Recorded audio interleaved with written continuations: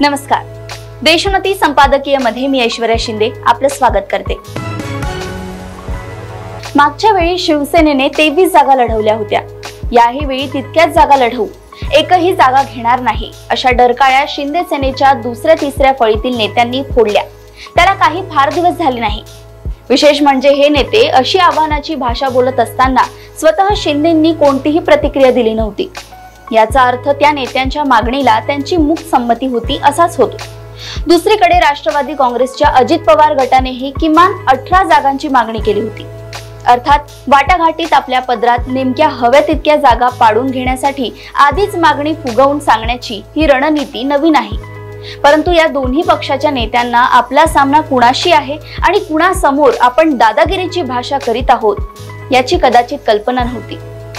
इकडे हे नेते अशी आव्हानात्मक भाषा करीत असतानाच अमित शहा महाराष्ट्रात दाखल झाले। 2 दिवस ते इथे होते आणि या 2 दिवसात त्यांनी एकनाथ शिंदे तसेच अजित पवारांशी चर्चा केली। चर्चेत नेमके काय झाले त्याचा तपशील समोर आला नसला तरी अमित शहांनी या दोन्ही नेत्यांना घाम फोडल्याचे दिसतंय। आधी 23 जागांची ठणकावून मागणी करणारी शिंदेंची शिवसेना आता किमान आमच्याकडे आहेत तितक्या खासदारांना तरी जागा सोडा अशी विनवणी करताना दिसते आहे। अजित पवारांनीही आपण 1 अंकी जागांवर समाधान मानू असे संकेत दिले आहेत। भाजप राज्यात किमान 30 ते 32 जागा लढवणार असा अंदाज सुरुवातीपासूनच व्यक्त केला जात होता। आता तो आकडा अधिकच फुगल्याचे दिसतंय।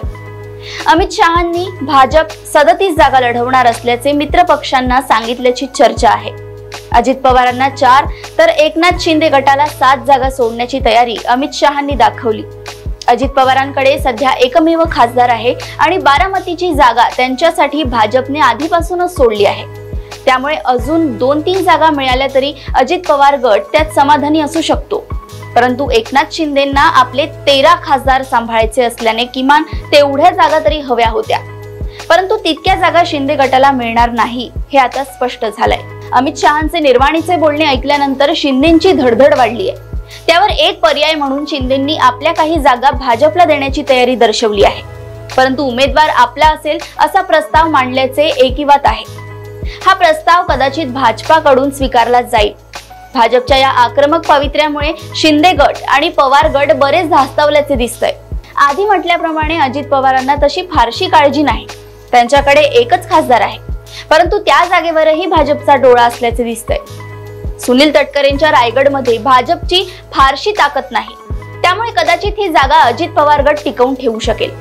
सोबतच बारामती, शिरूर, माढा, परभणी सारख्या काही जागा अजित पवारांना मिळण्याची शक्यता आहे। शिंदे गटाला मात्र मुंबईतील दोन्ही जागा सोडाव्या लागतील असं दिसतंय। सिंधुदुर्गचाही पेच कायम आहे। या जागेवर शिवसेनेने दावा केला असला तरी भाजप तिथून नारायण राणेंना मैदानात उतरवण्याच्या विचारात आहे। विधानसभा निवडणुकीत तुम्हाला योग्य वाटा देण्यात येईल। सध्या मोदींना पंतप्रधान करण्यासाठी तुम्ही त्याग करायला हरकत नाही असे भाजपाकडून मित्र पक्षांना सांगितले जात आहे आणि सध्याच्या परिस्थितीत भाजपचे म्हणणे ऐकून घेण्याखेरीज या दोन्ही पक्षांना दुसरा पर्यायच नाही।